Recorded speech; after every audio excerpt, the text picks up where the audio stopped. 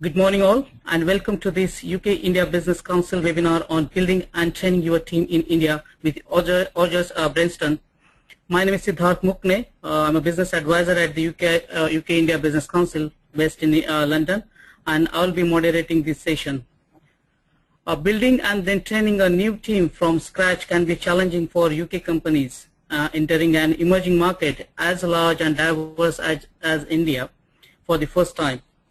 In this Access India Advice session, Alistair Spink, Managing Director of Ojas Brenston India, will share his expertise and understanding of how to choose and retain high-quality staff in India. You will also hear from UK India Business India Managing Director Dickie McCallum on the challenges he has faced setting up both companies and organizations in India.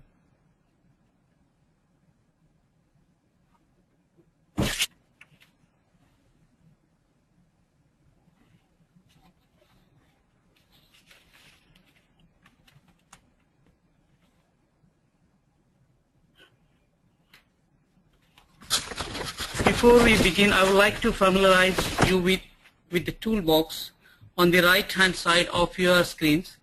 Just to let you know, we will have everyone on mute during the course of the webinar to keep any background noise to minimum. But if you have any question, please drop into the little bracket on the toolbox to your right in the please type your question here box to send me your question, and I will take it up during our question and answer session at the end. For now, to make sure you can all hear me clearly, could I please ask that you all use the raise your hand button on the toolbar. Could you please click the raise your hand button?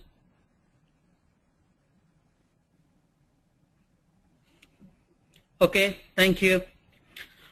Now I would like to welcome Alistair Spink, Managing Director of Ojas Brenston India, to share his expertise and understanding of how to choose and retain high-quality staff in India.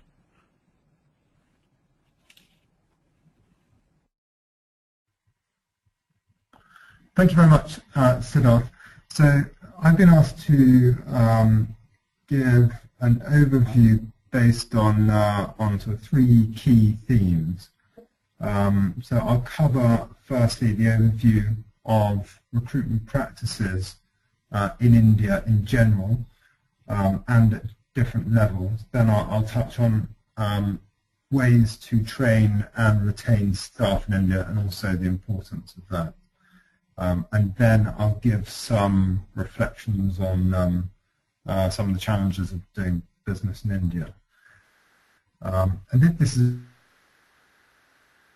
a very broad subject area, so I've sought to really highlight the major differences and the major challenges, particularly with respect to a company entering India. So can we have the first slide, please?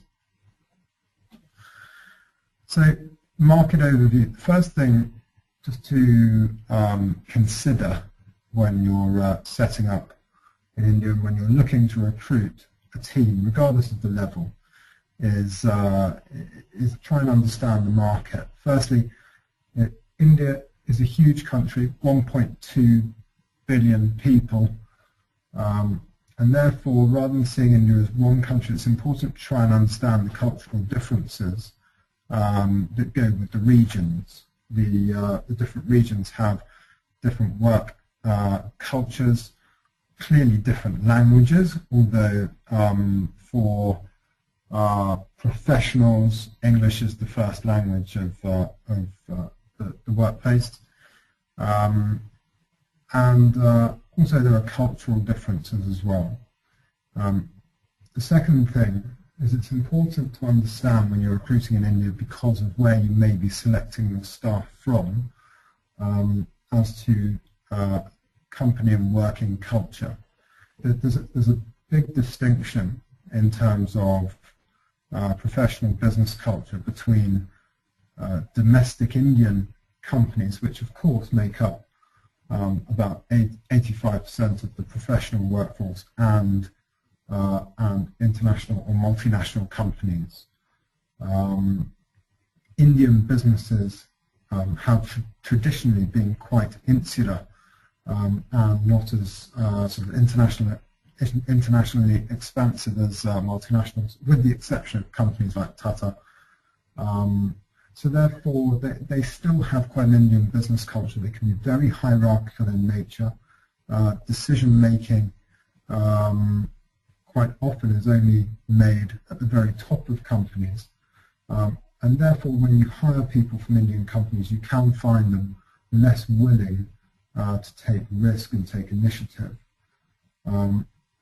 However, you may find that people from Indian companies are much more flexible when it comes to timescales, but they may not have the same observance as professional disciplines, written work, deadlines, etc., as you would find in the normal multinational companies.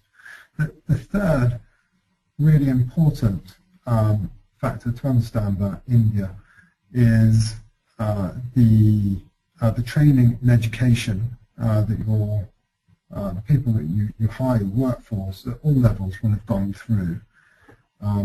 Training in India has a long way to be improved, and that it's a huge opportunity for British training companies.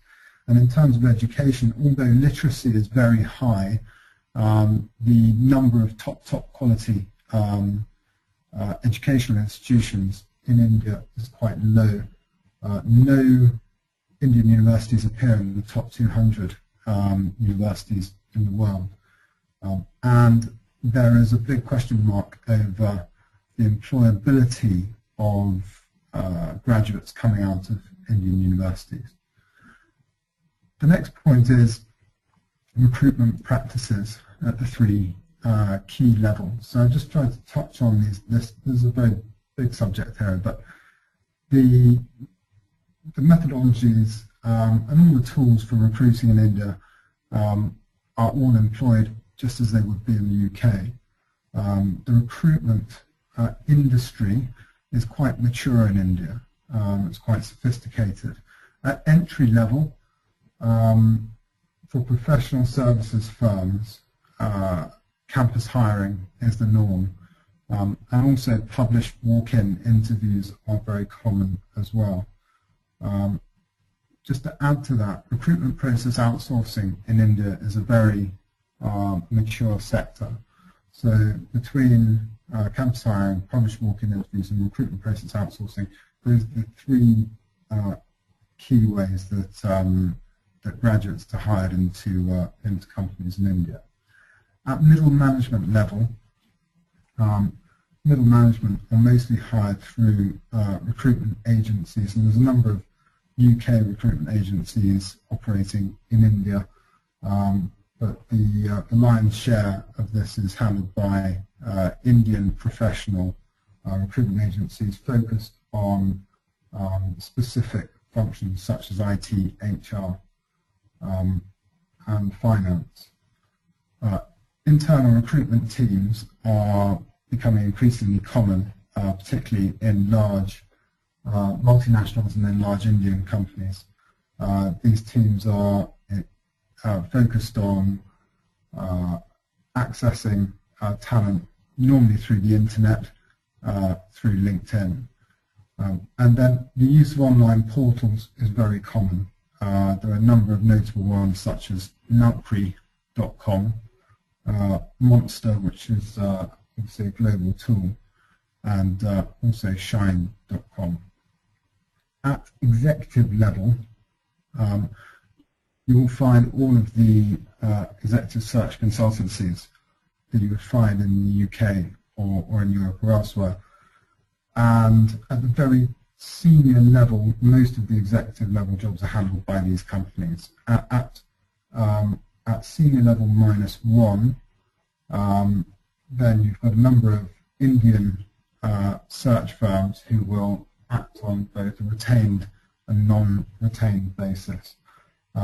These firms are normally sector focused, so we specialist in a sector such as industrial or retail consumer, and they're combination of Indian and international businesses. So the ways of recruiting at different levels in India are broadly similar to what you would have in the UK. The only notable difference is how commonly internal referral programs are used. The internal referral program is obviously something that we use in the UK, but I would say it's very commonly used in India, and it's also used as a tool for team building and to prevent high attrition rates, which we have in India. Next slide, please. So, how to train and retain staff in India? Firstly, one of the key challenges when it comes to doing business in India is the poor employability ratio of graduates and also of blue-collar workers when it comes to industries like manufacturing. The common complaint about entry-level graduates is poor professional disciplines, poor written work, communication skills can be poor, technical skills are often not appropriate for the workplace, and also cultural and behavioural skills haven't been developed sufficiently. Another reason, another big challenge in India is wage inflation. For a country that's been growing rapidly over the last decade, this has now passed on to wage inflation, and Emphasis have just published their increment for next year, which is going to be 12% for all staff, and this is 2% higher than the national average. So national average pay increments are running at about 10%. And following on from that, and also the high growth, you've got a gold rush mentality in India at the moment, and that's leading to very high attrition rates of staff, and this is at all levels. It's not just at graduate level or mid-management level, it's also at senior management level. India in 2013 and 2014 had the highest attrition rates for professional staff in the world, and this is starting to become a very costly issue for businesses establishing themselves and growing in India. So those are some of the key challenges. The solutions, there are a number of solutions, but training is probably the preeminent solution amongst them. The importance of training in India cannot be overstated for a number of reasons. One thing I should say is Indian staff are hugely enthusiastic for training. At all levels, Indian employees throw themselves into training, and it can also be a key factor for employees when they're choosing a company to go and work for. For Indian employees, constant learning can be a very important factor. So training is highly regarded by them as an additional qualification. The internal recognition that comes with training is very important, and therefore most large companies have quite sophisticated learning and development teams, and also there are sophisticated learning and development companies who offer training programs. Conferences, leadership assessments, external training and development agencies, and for senior management, management gurus are all commonly used in India. Together with training, performance appraisal systems are widely used in India.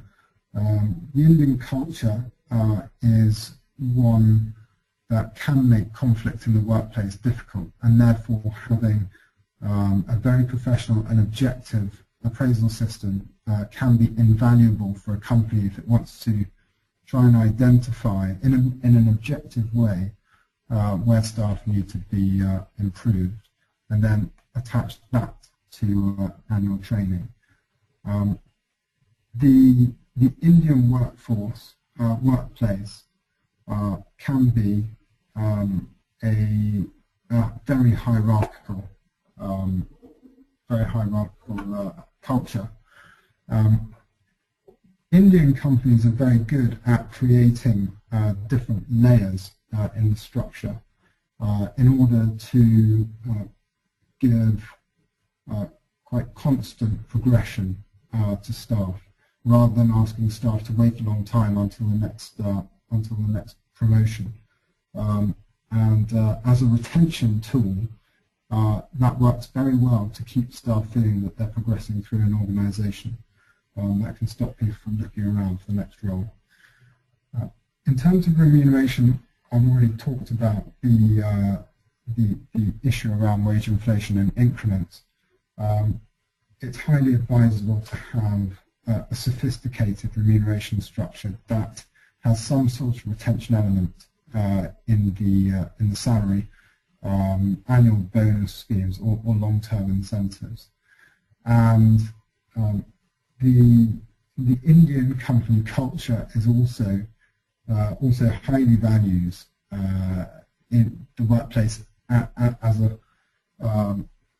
on a social basis, and almost all Indian companies will have some sort of annual away day, and in some cases they can be quite extravagant trips away.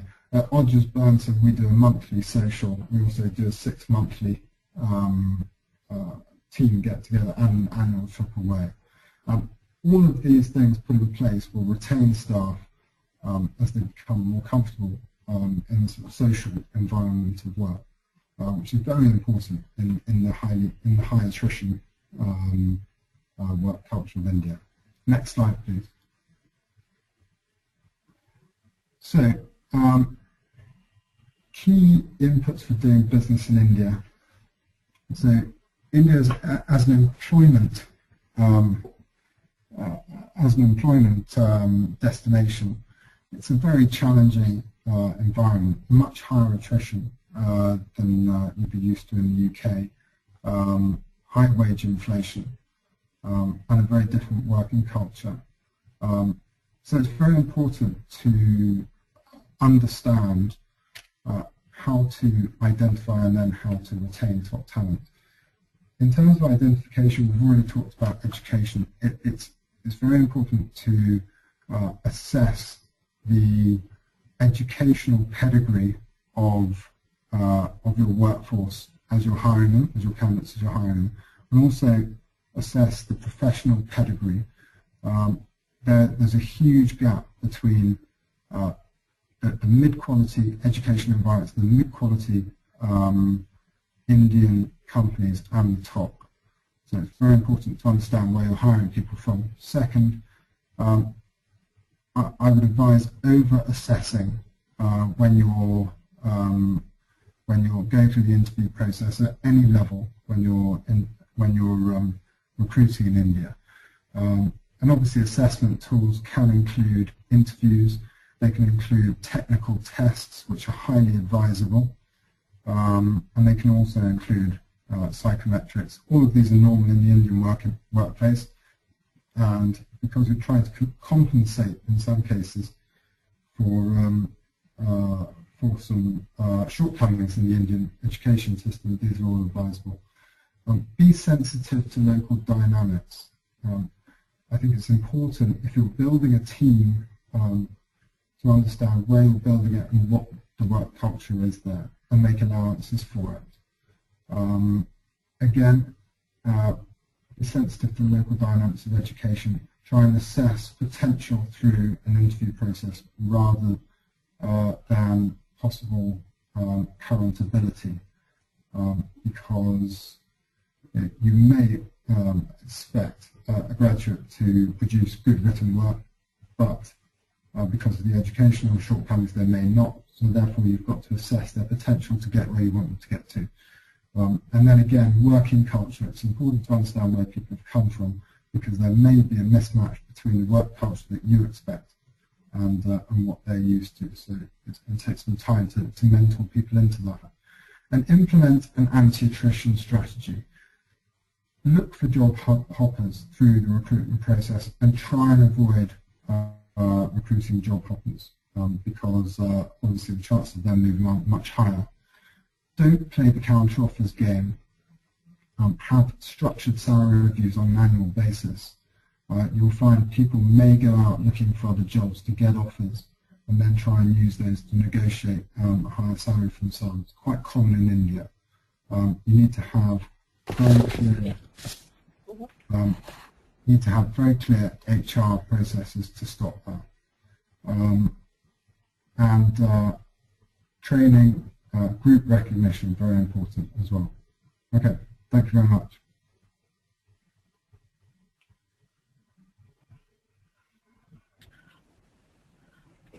I will now like to welcome Richard McCallum, Managing Director, UK India Business Council, India, to share his experience on the challenges he has faced setting up both companies and organizations in India.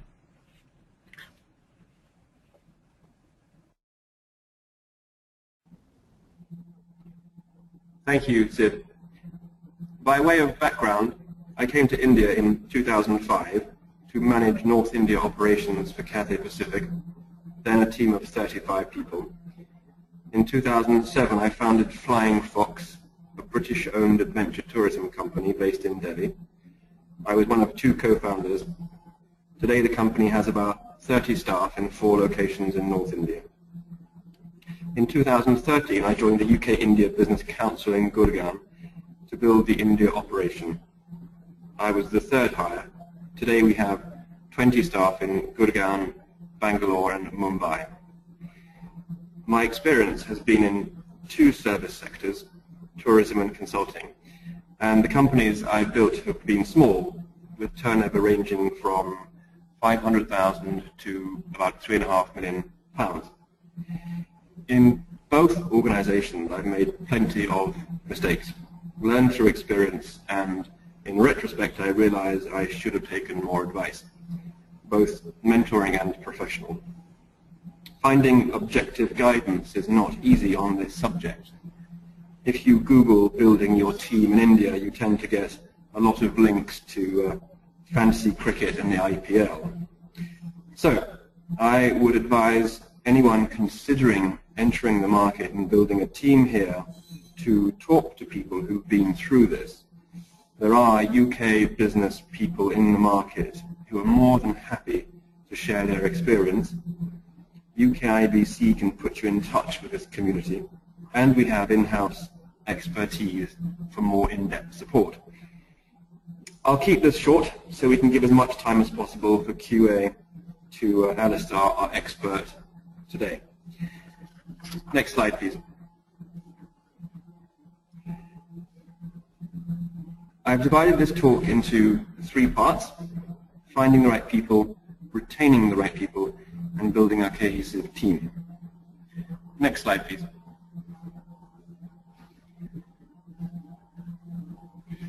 With Flying Fox, I've found it extremely hard to know where to start, but perhaps that's because our industry was nascent and not mainstream.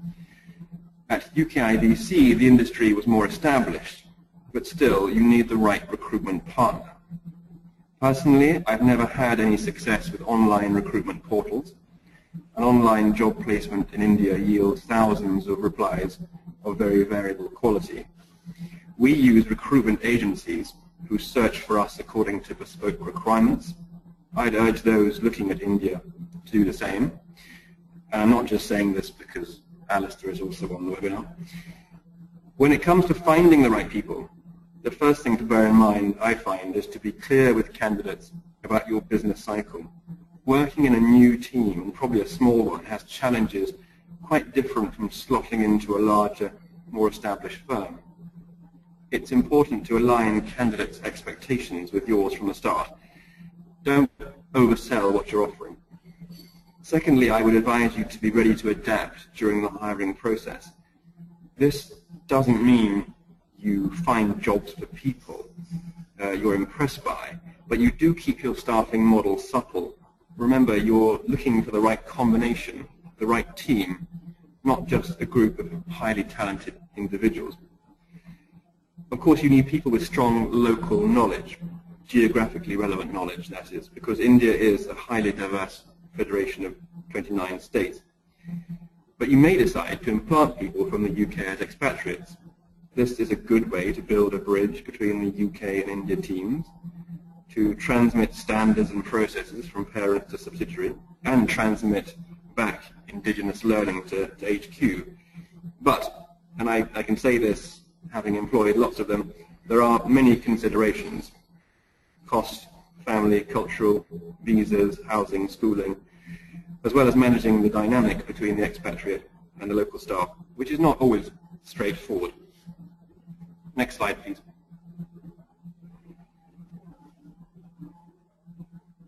So you've recruited your staff. Now how do you keep them? Turnover in the consulting sector in India is on average about 25%. In high technology sectors it can be above 50%. As young and ambitious people move around a growing economy. Given the cost of recruitment and training, the lead time and resources required, how do you avoid this situation? Assuming you've done your homework and benchmarked salaries appropriately, I believe it's key to get your HR architecture right from the start, even though that's not necessarily the first thing on your mind if you're a startup or if you're opening a new office and need to find clients and distributors and vendors, etc. By architecture, I mean putting policies and systems in place. You need your team to feel that the company is taking this seriously and has their interests at heart, so they in turn can focus on delivering for the company. It's important everywhere, but it's crucial here. I find staff in India are passionately interested in what the promotion policy looks like, what the increment policy looks like, in what the company's stance on provident funds will be, what the travel policy looks like. And if you don't do this from the start, it will come back to you later when you have to retrofit with a dozen different opinions around you. So don't wait till you need it, be proactive. You can, of course, bring this architecture from the UK, but if you do, don't just implement it wholesale. Adapt it to fit the culture here. In India, there are family-related and religious considerations, such as routine fasting, which you'd never face in the UK. Leave patterns and uptake of leave are quite different, again, from in the UK. And as part of this architecture, I try to set very clear KPIs from day one and be transparent with staff about what happens if they achieve or don't achieve their KPIs. I found in both my organizations that incentives linked to KPI achievement are highly effective and carry more weight than in the UK, so long as the targets are simple, achievable, objective, and measurable. And if all this sounds rather heavy for a new office or a new company, don't worry. You can use technology or outsource support, which is in abundance in India, to get your compliance and procedures and payroll right from the start. Next slide, please.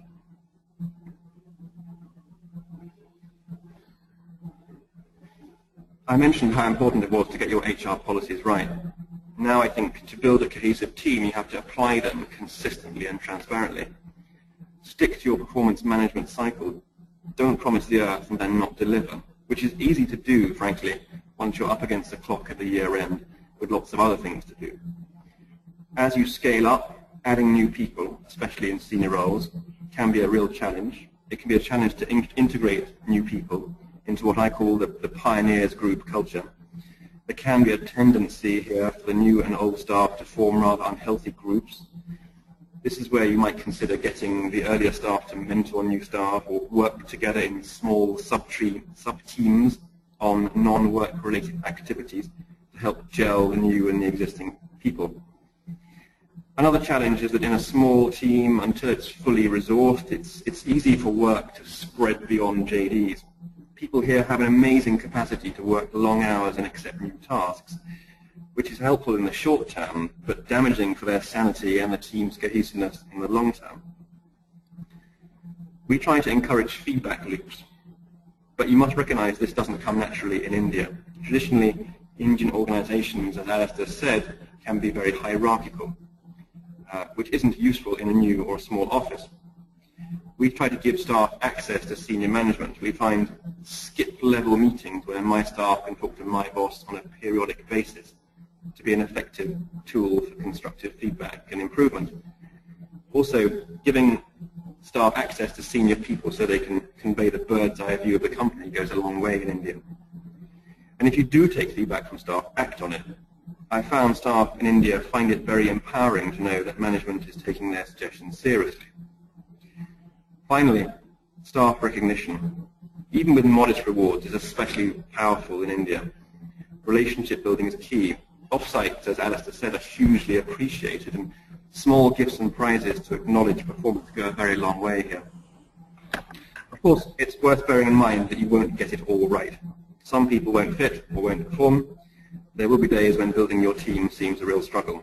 But I personally have found building a team in India to be a hugely rewarding process, which yields excellent results when you get it right. Thank you.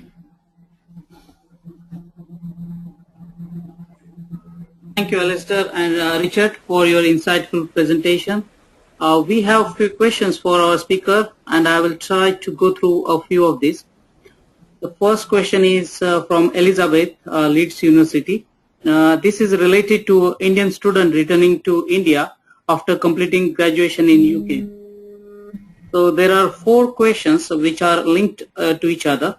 The first is, how can I best prepare for my returning students to enter the employment market in India?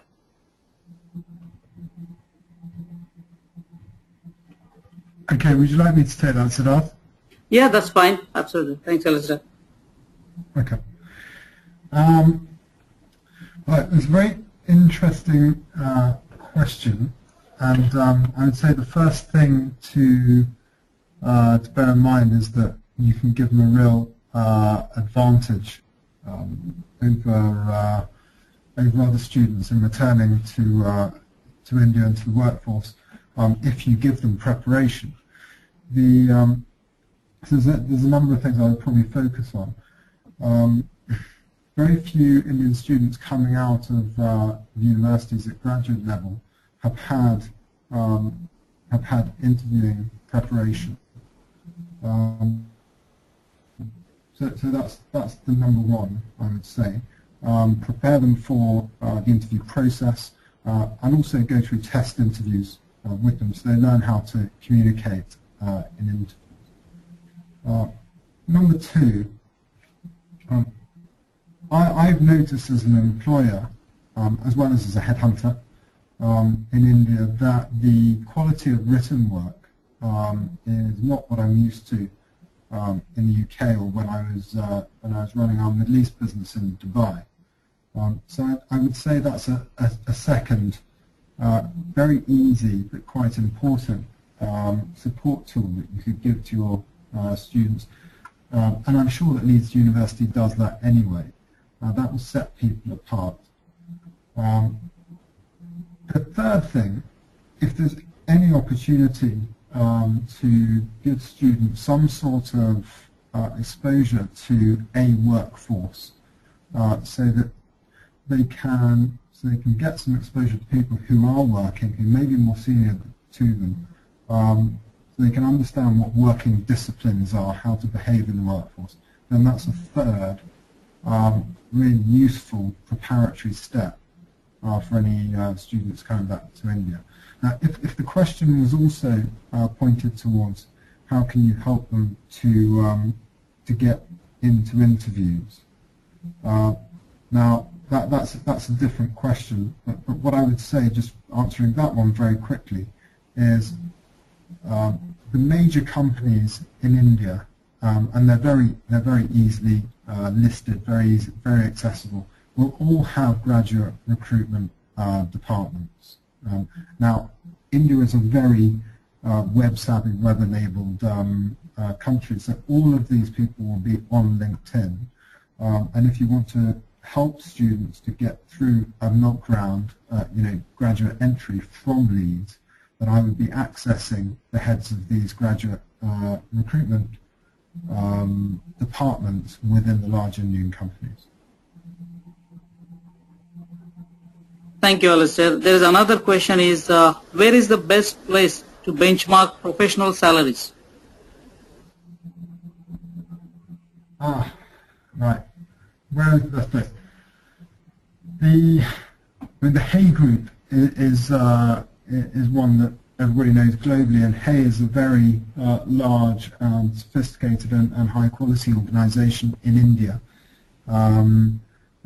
What Hay will generally tell you, of course, is what people are earning at X level. But just prepare yourself. If you want to recruit at X level, you'll probably be recruiting at X-1 level, because you may be looking for somebody to take a step up. So always be cognizant that the number that Hay gives you is not necessarily the level that you'll be recruiting at. You need to recruit at a level down, or if you recruit at the number that Hay give you, you'll have to expect to give an increment to whoever you hire. Now this is very important. I mentioned that salary inflation is running at about 10 to 12% per annum for professional businesses. When you recruit in India, when you get to the point where you ask people what their salary expectations would be should they be successful and move to your company, the stock answer is, I would expect a 20 to 30% increase. Now, that may make us sort of fall off our chairs in the UK, but that is a very accurate reflection of what people expect from a move to a company. Okay. The other thing that you can do at professional level, of course, is talk to a headhunter. Headhunting companies are usually quite happy to add a little bit of value and will provide benchmark salary information if they feel that it will contribute to a long-term relationship with you, the potential client. Thank you, Alistair. That's it. We don't have any more questions. So thank you very much for your time, and I hope this webinar was valuable to you. If you have any feedback or comments about today's session, or a session that you would want to see us do in the future, please feel free to get in touch. Thank you for joining us.